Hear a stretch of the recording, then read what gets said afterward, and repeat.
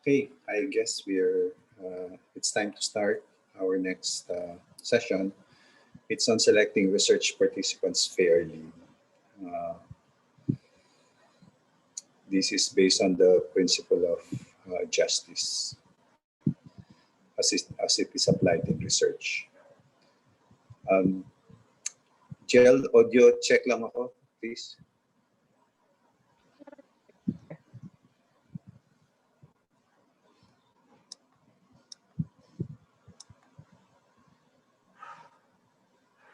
Gel? Oh. Okay, okay ang audio ko. Okay po. Alright, sige, please, next slide.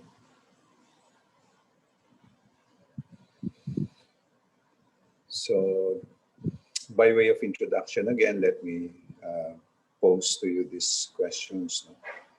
How do you choose participants for your research? It has something to do with fair selection of participants. As I've mentioned, sa application of the principle of justice. So it becomes scientific. If it is scientific, and we correctly select our participants, it has a bearing on the scientific soundness, makes the study credible. Because if you use, obviously, participants that are not eligible or are not perfect fit for the objectives of the study, then the conclusions are not accurate, won't be accurate. And the ethical aspect naman of correct participant selection is that you don't arbitrarily exclude participants who may be qualified naman to join.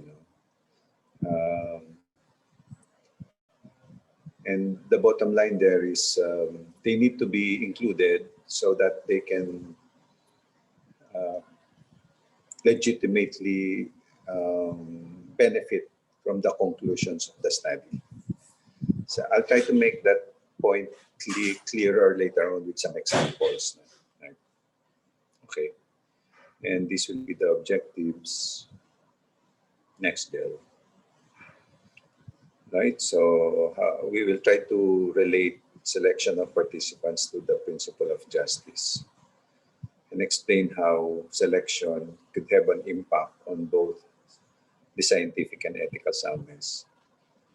We'll try to describe a little bit also the differences in selecting participants for different types of doing research, quali and quantitative. So obviously for quantitative, we need a large enough sample so we can generalize to the whole population. Whereas qualitative, usually we don't deal with a statistical testing. Right.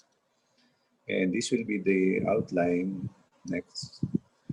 So we'll try to clarify some terms, look at the goal, who is responsible for fair selection, and the process, the ethical process.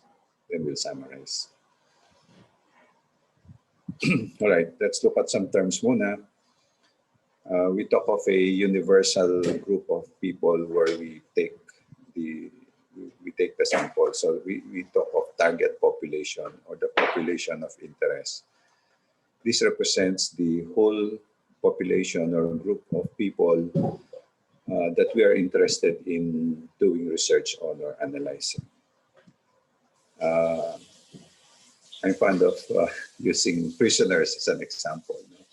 So, kunyari, you want to study something about prisoners in general. So your target population is everyone who is in prison, regardless of where they are, why they are there, male, female, etc.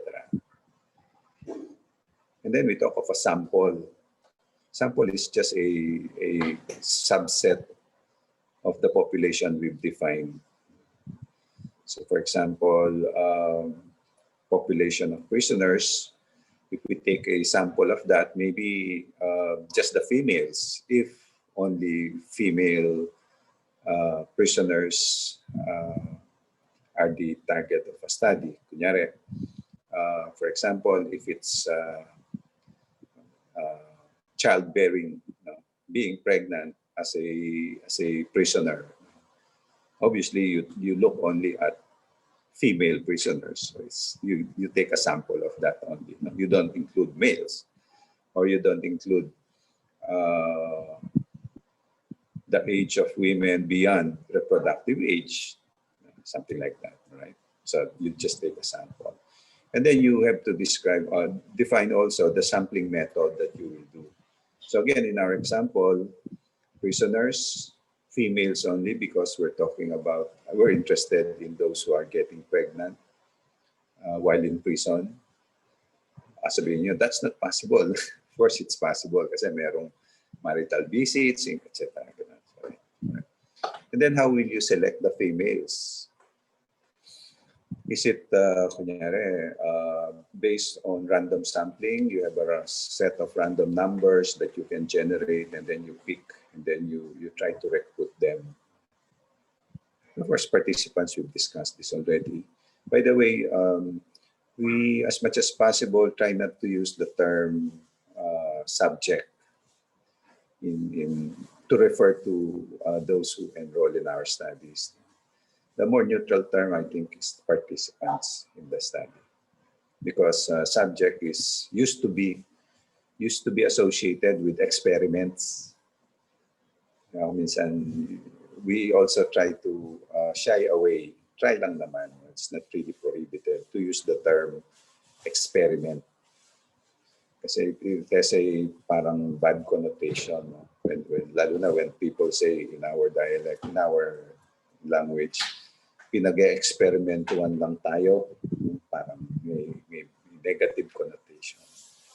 So generally, we'd like to say we have research and your participants, instead of we have an experiment and you are our subjects. No? Parang ganun.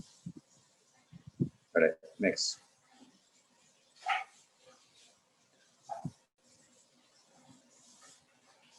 So the goal of being concerned with the fair selection of participants is to achieve scientific validity.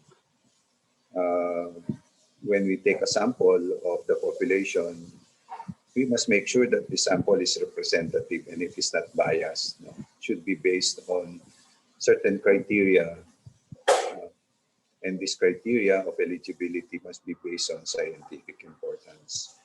So we're talking here about sampling not only in terms of number of samples or sample size, and it's based on both epidemiology and statistics. So the characteristics of the sample and the manner by which we choose them. The most common, of course, is random sampling.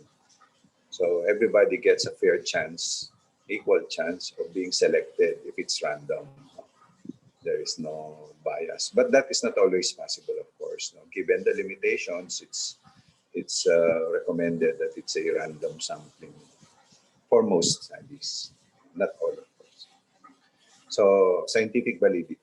The other one is to achieve ethical soundness. So again, fairness in choosing the participants based on human rights, because we need to treat people equally in certain instances, right? And that has something to do with the opportunity to enjoy the rewards of being participants, and also the opportunity to join, sharing of benefits and burdens. If you remember yesterday, I think I alluded to the term burden. We discussed the term burden, and I mentioned that in the history of researches, the burden of participation has fallen mainly on people in the lower socioeconomic status. If you recall, my example, I think, was most, kunyari, biomedical researches based in hospitals. Usually the government hospitals and the charity patients are the ones being recruited. Perhaps out of many reasons, but mainly convenience. It's easier to recruit kasi these patients, rather than go to private hospitals, try to recruit patients not in the charity service but paying patients. And so the burden has fallen mainly on this class of people. And yet again, the benefits of the outcome of the researchers are not limited to them. In fact, sometimes the benefits are geared more towards, are accessible more towards the upper socioeconomic classes. So you can see that what you may probably call it injustice or being lack of fairness in the issue. Therefore, we need to be cognizant of fair selection of participants. Next. It is the responsibility, of course, of the researcher. Because sabi nga natin, all aspects of the research naman is the responsibility of the researcher. With the Research Ethics Committee overlooking or serving as oversight whether or not the selection process, the recruitment of participants is just or fair. Right? Next. So let's talk about the process, process of selecting. So first we look at levels of participant selection. So these three we'll discuss a little bit more in the next few slides. So sampling is determining eligibility of individuals or group data to be included or excluded. So based on inclusion-exclusion criteria. So again, we take a sample and we need to define the criteria for the sampling. And then we recruit. What are the mechanisms? What are the steps by which we recruit them once we've identified them? So of course, we invite them to participate. And how do we retain? So retention strategies. So once they're in the study, what measures do we take in order to keep them in the study, especially for studies that require longer duration of participation. So we'll talk a little bit about these processes. Next. So sampling for quantitative research, again, we mentioned random selection is probably the most common and probably the best way. So we can generalize our conclusions, the results of the study, we can generalize them to the whole population from which the sample was taken, right? So probability sampling. There are, of course, other methods of non-probability when we don't randomize them for certain valid reasons. We could not always do random sampling. And of course, that would limit our generalizability of the conclusions to that specific part of the sample population. So we cannot generalize to the whole population because there was no random sampling of the whole population. In qualitative research, the outcome of the research are generally based on the data gathered from the participants only. And generalizable only to those other people who are similar to the participants we recruited. Our example here is one of your protocols na rin, no? Lived experiences of teenage fathers. So it's a qualitative type of research.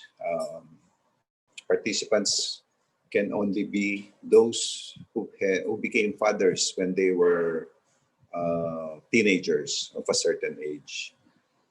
And of course, when we don't need to recruit large numbers, so it's qualitative. So we dwell more on the details of their experiences, and we describe those experiences. And any information or applicability to other people will only be on those who became fathers when they were teenagers. Yan yung ganun. So, all right, next.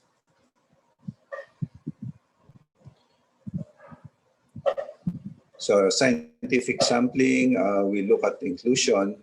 So they must satisfy all the inclusion criteria that were set up or that were mentioned in the study. So they must satisfy all of them.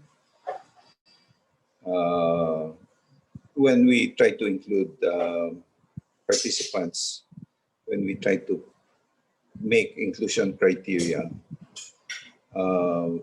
we need to take into consideration including people who tend to benefit either in the future, present or in the future, with the results of the study. And then in the inclusion, we try to be as representative as possible so we can widely generalize our conclusions. Again, we're talking here about mainly quantitative types of researches. We need to compute for statistical power. This is where statisticians come in. They base the sample size on using a formula looking at known prevalence of certain aspects like diseases. And then, of course, they look at the established error that they'd like to set. For example, 95% confidence interval, something like that. So they say there's a 5% chance of error. So your conclusions, and then they compute the needed sample size for them to be included in the study. And then there's this other design has something to do with the inclusion-exclusion. Inclusion, especially when you're talking about experimental group, where you apply the intervention, for example, in your protocols, horticulture therapy for depression among elderly. So one group will do horticulture, the other will not. But you'd like as much as possible that both groups are matched in terms of not only number of participants, but maybe sex distribution, the relative age distribution, the degree of depression between the two groups must be as closely similar as possible, so that when you make conclusions, you can only base the difference on the intervention that you applied. Say they're almost the same. The only difference is one group had horticulture, the other did not. Right? And so any difference in the outcome, which is level of depression after the intervention or after a period of time, will be due to the intervention and not because they are different from each other. Okay, so that's how it works. So for scientific validity, dapat ganun yung design. Right. Now, as far as, yung picture, sandali. Yung exclusion, who should be excluded? You need to determine also why they should not be included. Like if they have confounding variables, like in our protocol again on horticulture, maybe you don't want to include, so you put as an exclusion criteria, those who are known to have osteoarthritis already. Osteoarthritis will be an exclusion because obviously they cannot garden. There will be limitations on their ability to do gardening, so you exclude them, right? And of course, vulnerable groups. Let me just mention lang about, just to clarify lang a little bit about vulnerability. We've discussed risk and benefits, di ba? When you say vulnerable group, you refer to people with certain limitations. They have limited capability. Sometimes they lack certain dimensions of capacities to protect themselves.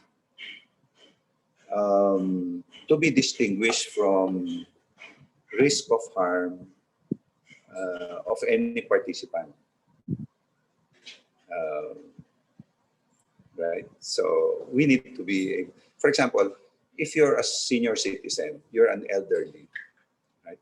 Diba sabi natin, they are not necessarily always vulnerable. Yeah, women. If you list women as vulnerable groups, you have to be careful. They are vulnerable only in certain conditions or instances. They're not absolutely vulnerable, right? So you treat them as vulnerable groups if there is limitation in their capacity to protect themselves. Yan, elderly ka, wala ka namang, hindi ka hard of hearing, hindi ka bingi, no? Hindi ka malabo mata, no? Kahit na elderly ka. So maybe in the informed consent process, there may be no vulnerability there. Lalo na kung sabihin nilang malinaw naman ang pag-iisip pa. No? Yung mga ganon. So in that sense, you can read, you can hear the discussion, maybe you can process din, maayos yung pag-iisip mo. So kahit na senior ka or elderly, hindi ka vulnerable in that sense, in the informed consent process, for example. Right? So just to clarify, kasi nandito yung vulnerable group. All right. For all of this something, there must be caution against bias. No? Bias. So if, kunyari, going back to our example, prisoners, and then you'd like to recruit females only of reproductive age, no? And then your whole population will be all prisons all over the country with females in the reproductive age, right? So the whole country, kunyari, and then you say, this is my sampling technique, etc. However, if due to certain limitations, you can only go to prisons within, kunyari, the National Capital Region. Diba? National Capital Region lang because of limitations in your budget to travel or lockdown, quarantine, and everything. Right? So already you introduce a bias, certain bias. It's possible that the women prisoners in the National Capital Region will behave differently from prisoners in other parts of the country. Right? So you need to be familiar with that as well. Right? You justify why you're only going to prisons with women of reproductive age in the National Capital Region. Right? And then make that as a parang limitation of your ability to generalize to all women prisoners all over the country. So there must be some limitation there. Next gel. So this time naman, aside from the previous one was scientific soundness. No? This is now the ethical sampling. You must include all who can benefit, not necessarily or arbitrarily exclude them just because there may be additional measures or protection for them. At the same time, you exclude those who may be harmed by participation. And the same thing, you must be cautious about bias, you know, in terms of the ethics of sampling. Let me illustrate this kasi sabi ko kanina, I'll try to give that as an example. This is an actual study kasi it says here, no, include all who can benefit. There was a study on an application playing a game with your device. No? They made the application. It's a game that you play in your gadget. If you play the game, it is designed to encourage the person playing the game to seek healthcare. Yung consult. and this is targeted against in the prevention of HIV. So if you play the game, then the purpose is they say if you play the game, your health-seeking behavior will be encouraged with regards to mainly HIV, like testing, prevention measures, etc. Right, and in their sampling, they included the age 18 and above. 18 and above, right? So we were asking, why did you start at 18? Why did you not include kunyari, younger people? Younger people. The only reason why they did not include younger people is they had to get the consent of the parents. Yung extra step. Extra step. Kaya sabi namin, our reasoning was, younger individuals, younger, kunyari, 14, 15, 16, 17, if they play the game in the study, it is proven when they are included in the study and they play the game, their health-seeking behavior, especially on HIV, will also be encouraged. Kumbaga, no? So they will benefit. They will benefit. If you did not include that age group, the application, the app, when the results come in, will not be accessible to the younger age group. Sayang naman, no? They could have benefited only if you included them. So that when finally the application is approved, it's now available, you can say, oh, even if you're just 15 years old, you can get the application and benefit from it. So the justification for excluding them is just because of convenience, making that extra effort to get parental consent kasi nga because they're minors. So sabi namin, no, you should include them kasi they will stand to benefit when they're included in the study. Okay, so that illustrates this ethical sampling. Next. And then how do you recruit? How do you invite them? If you recruited only by, kunyari, I will make posters and then post them in malls, so I will show them the contact details. If you just put them in the malls, you may be arbitrarily excluding other people who don't go to the mall. O kaya, kunyari, papa-announce ko lang sa church or something. So it becomes restrictive. No? So again, the rule is equal opportunity,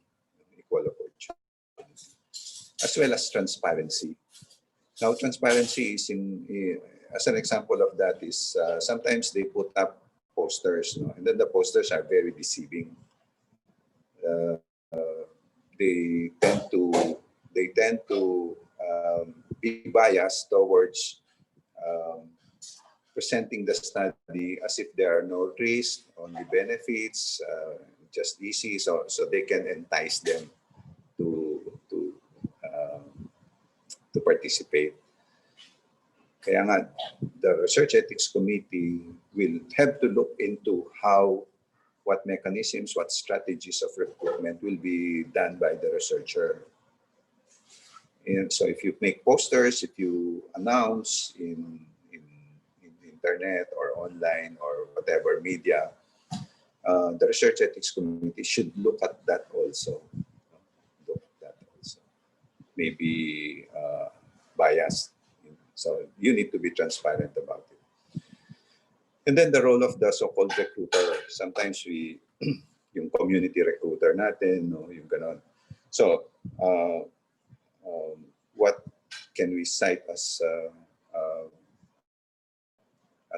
lack of fairness here? So kunyari, your recruiter is in a community who will tend to point out to you those who are eligible or potential participants, so you know whom to approach. Yung ganon. So kunyari, your study is on a beautifying cream, yung pampakinis ng mukha. And then yung recruiter, sabihin niya, lahat ng kamag-anak ko ituturo ko. Yung mga kaaway ko sa community, bayaan mo na yung mga yon. So sa recruiter pa lang may bias na, no? Di ba? So that kind of example lang, no, for the recruiter can introduce unfairness already or bias. Next.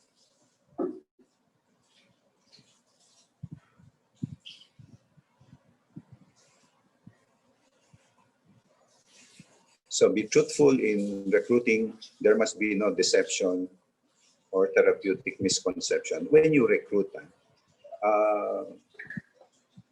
To get informed consent, you must not deceive people.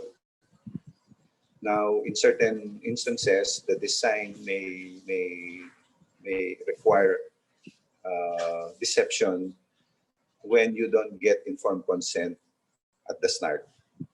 I think the question yesterday was pupunta sila sa drugstore, mag-o-observe sila, o magpapanggap silang bumibili ng gamot, and then they will see if the pharmacist or the employee in the drugstore will honor mga old prescriptions, no, yung mga dati nang na-fill up.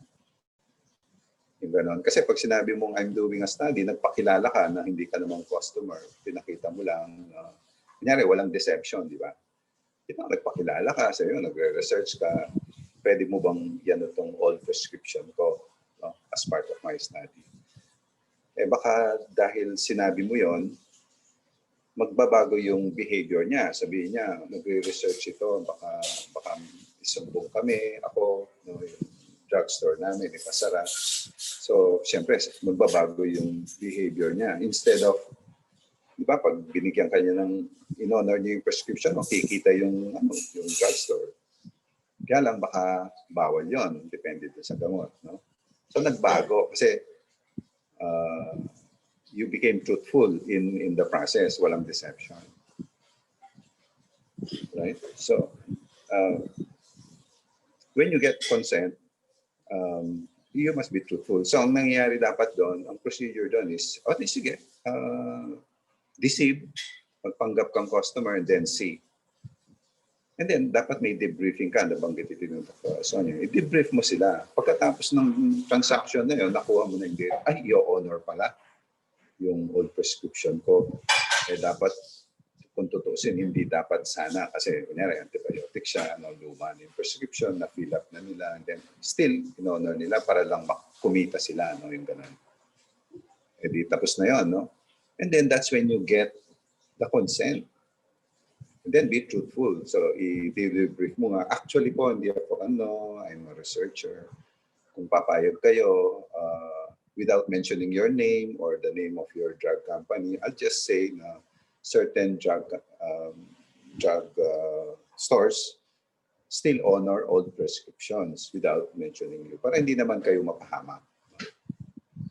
Right? Kasi you're doing a research. That's when you get consent and be truthful. Papayag po ba kayo na isama ko, no, yung report without mentioning your names. Right. Also be respectful, and this is in terms of the free and informed consent. We've discussed this extensively yesterday. No? Walang coercion, walang exploitation or undue incentive, and you're familiar with those terms already. Ito yung isa pa, consider personal and community values. Kasi narinig ko kanina may question, no? Paano kung yung misis pumapayag, yung husband hindi? O kaya yung community leader hindi pumapayag, paano na, no, yung pag-recruit, di ba? Yung question yata kanina yun. Well, again, sinabi natin, no, we must be both culturally and genderly sensitive to the way we do research. Now, sa kanya, pumayag si misis, hindi pumapayag si husband for whatever reason. Sabihin natin, tinanong mo na nga, sabi natin, tanong mo, bakit ayaw? Kaya baka naman hindi lang nagkakaintindihan or something. No? Pero in order to preserve harmony in the family, di ba? Between husband and wife, ba't mo pipilitin? Siguro maghanap ka na lang ng iba. Don't put them in a situation where there could be conflict. So you're harming the relationship, di ba? Same thing in the community. So, siyempre, alamin mo muna, bakit ba ayaw? Itong isa payag na, no? Yung ganun. kung ang culture nila dun sa community na yon, hindi lang sa mga tribes ito, communities. Sinabi na nga ng community leader, huwag kayong papayag dyan. For example, may ongoing study ngayon, yung solidarity vaccine trial. Solidarity, that means WHO, bigyan natin ng priority sa pag-recruit itong papasok sa trial na to, yung mga certain vaccines. Tapos mayroong isang private group, may study din sila on a vaccine different from the vaccines in the solidarity trial. And then dahil yung private group na yon nag-o-offer ng bigger incentive para dun ka sumali instead of this solidarity vaccine trial. So sasabihin ko niya rin ng head ng barangay nyo, hindi, meron tayong solidarity trial. Unahin natin ito. Kasi for the good of many, ito, hindi lang ikaw makakatanggap ka ng bigger incentive from the private firm. Yung mga ganon. No? So you need to consider, kasi pag pinilit mo na sasama siya dun sa private vaccine trial, anong consequence nun? Siyempre, baka i-ostracize siya ng community, di ba? Baka nga hindi lang ostracize, kasi ostracize is medyo neutral, no? Hindi lang siya papansin, hindi siya babatiin. Baka kung ano-ano pang gawin sa bahay nila, no? Batuin siya o whatever, no? Lagyan ng basura yung harapan nila. No? So these are some things that respectful in recruitment. Widespread, reach all those who may be helped. Sabi nga natin, so kunyari, yung prisoners, no? NCR, kung may resources ka naman as a researcher, pati siguro outside ng ibang regions. So, kasi you need to include them in the benefit. So being ethical. Next. Okay.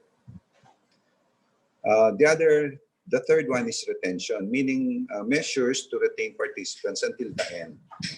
Gusto mo sana tapusin nila, hindi yung, although of course when they want to stop, you need to always allow them even without reason. So how do you retain? What are your retention strategies? Usually tatanungin ka, no? Lalo na mga long-term studies like vaccine trials, no? Yung mga ganun. Or yung mga phenomenological where you may have to schedule several sessions. Baka hindi kaya sa isa lang, no? Paulit-ulit kasi nga in-depth. No? So how do you incentivize? No? You must exercise care and concern for them. You may have to compensate them for the bother that you cause them, maybe lost income, etc. And then, nabanggit na rin natin yung fourth bullet ko dito, continuous free and informed consent. And na-discuss na rin natin yun in order to retain them. Then you need to know also how to manage the withdrawals in terms of protecting their information. Tulad kanina, no, yung sabi natin, pag nag-receive ka and then you get the information, that's when you get the consent. Pag hindi sila nag-consent, edi sige, erase ko na lang ito. Erase ko na lang yung data mo. Hindi na natin sasali. Wala na, kasi ko lang nangyari. Right? Okay, next. So this is ethical retention again, yung research empathy. No? How would I feel if I were a research participant? We've alluded to this already. So huwag pilitin. In fact, if you want to place retention strategies, put yourself in their place. No? Pag ano, papayag pa ba ako? Ilang beses na niya ako in-interview. So ano kayang magagawa ko para pumayag pa siya pang-4, pang-5 interview kung ako yung nandun, etc. Okay. Next.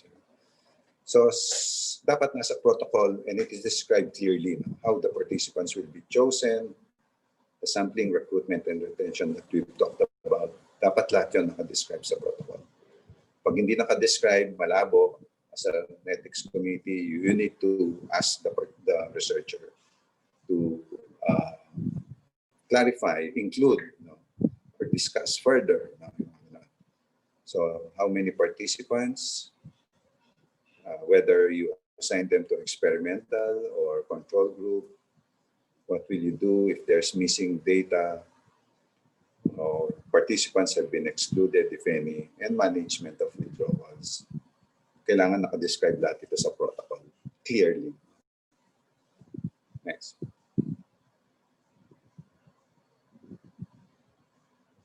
Right, so in summary, following the principle of justice, we must be fair in the selection of participants, in the sampling of the whole population, in how we recruit them, and how we try to retain them until the end of the study for long-term studies. So we've discussed all of these details already. Okay, all right. Any questions? Let me check our... So far, there's nothing in the chat box.